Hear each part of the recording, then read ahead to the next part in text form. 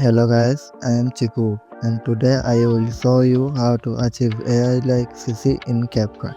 Wow! So first of all, आप अपने clip को CapCut में ऐड कर देना है।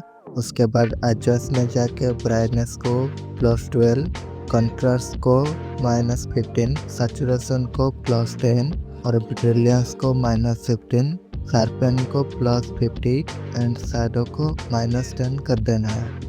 उसके बाद फिल्टर में जाना है एंड सर्च करना है फ्लैश CCD और उसको ऐड कर देना है। इतना होने के बाद इफेक्ट में जाना है एंड सर्च करना है ब्लैक+2 और इसको सिलेक्ट कर देना है। देन एडजस्ट में जाके स्पीड को 100, इंटेंसिटी को 7 और टूल्स को 100 कर देना है।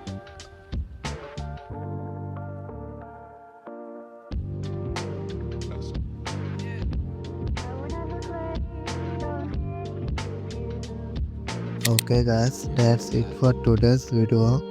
I hope you like this CC and don't forget to subscribe and like. Thanks for watching.